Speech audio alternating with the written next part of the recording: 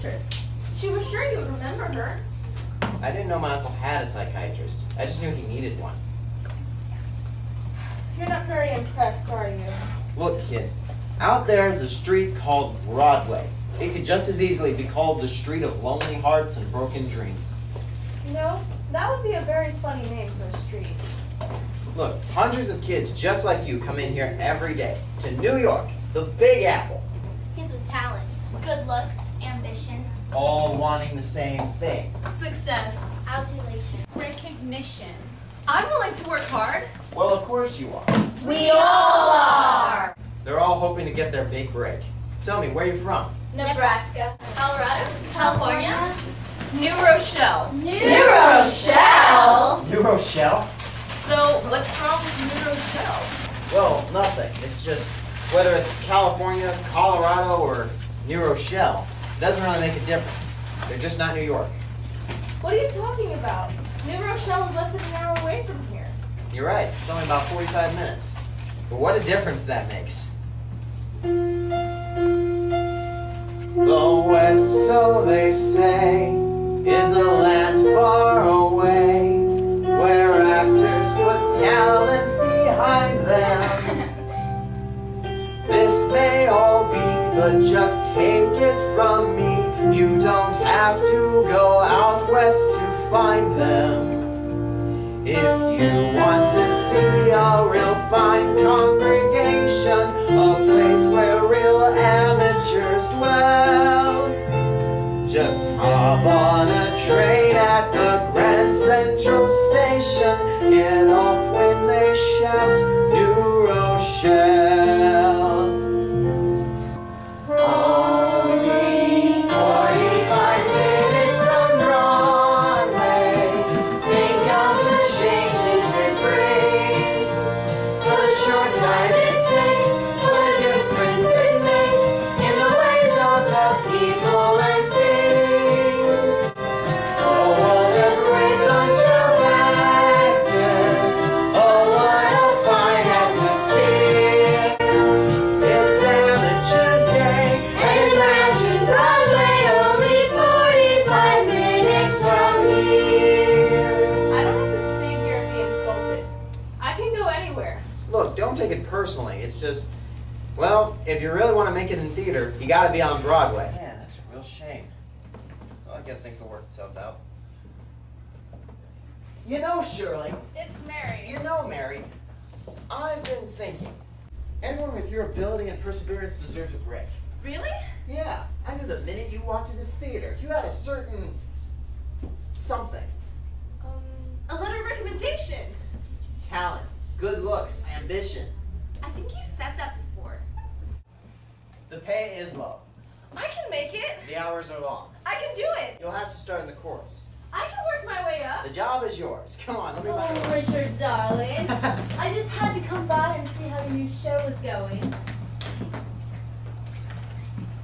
Go ahead. Take all the time that you need. Mona Monroe, you look every inch a star. Yes, I do, don't I? Hello, Eddie, dear. Hi, Mona. We've been holding your spot for you, Mona. When can you start rehearsals? That's what I came by to talk to you about. I hear you've been having some difficulties raising the money for the show. We're just a few dollars short. Nothing to worry about.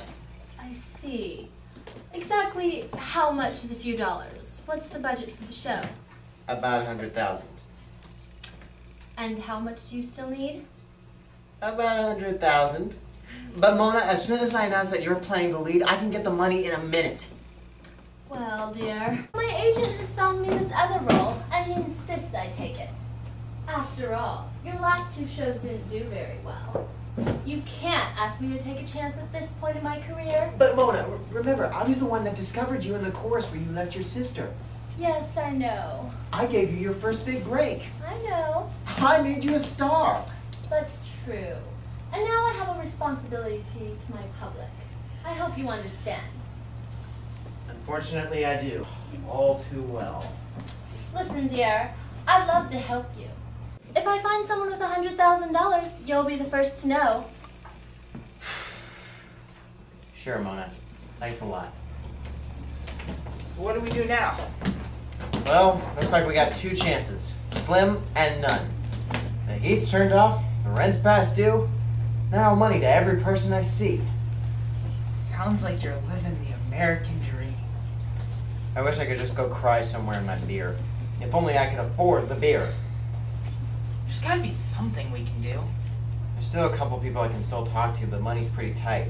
It's kind of hard to find an angel with $100,000 to invest. I think we better break the news to the cast until I can put something together. Alright, I'll do it. Meanwhile, you go out there and do the best you can. I'll call you right away if I have any luck. Oh, you must be Mr. Harper. I just got your call. Sorry I'm late. Punctuality is important. Well, you tend to be a night owl in this business. I rarely get up before noon. Even my alarm clock refuses to go off before 11 a.m. I'm sorry, is this some kind of a joke? If it is, it's a rather expensive one, I must say. Paid to the order of $100,000. But who, why? It was Mona, wasn't it? I don't know what you mean. Mona Monroe. She said she wanted to help with the show. I just didn't think she was serious. I'm afraid I've said all I can. Only to say that I've been instructed to stay for the financial arrangements for the show. Well, great. Well, I guess I better take this to the landlord and get the heat turned back on. I've already taken care of that. You know, you're right. It's a little warmer in here. Say, you're pretty efficient. Well, there'll never be another Mona Monroe, but maybe you can give Mary a few pointers. Well, Richard, that's what I came by to talk to you about. I found out that I'll be at liberty to take the lead in your new show after all. Well, that's great, Mona, but I just finished casting. You know that. Then you really didn't mean what you told me on the phone, did you? About the money? Well, certainly I meant it. I had the check for $100,000 before you even left the theater. Then let me put it this way, Dick. No Mona Monroe. No show. That's blackmail. Isn't it, sweetie? Well, I won't do it. Come on. You're gonna put all these nice people out of work. So you can give this little Mary Sunshine a big part in your next show. I guess you're right. I don't really have a choice. Well, maybe she can be your understudy at least. I have some news. It seems that Mona, well, she'll be able to take her part in the lead after all. Look, I know you gotta be disappointed. It's alright, Dick. I understand. You can get a big star like Mona Monroe. Well, you just can't take a chance on someone nobody knows. Besides, there's still that spot in the chorus. I'm afraid not. You see, Susie's back from the hospital, and there's nothing for me. Well, I guess that's show business. From the headlines to the breadlines in one afternoon. look, if you need some money, I'd be happy to help. No, I have enough money for a train ticket back home. That's all I really need. Come now, Richard dear. Since this little misunderstanding has been taken care of, perhaps we should discuss terms. I think $2,000 a week. $2,000? Mona, we better talk this over in my office. Whatever you say, darling. Look, Mona, $1,200 is all I can afford right now. $1,800. My agent would never let me take a penny less.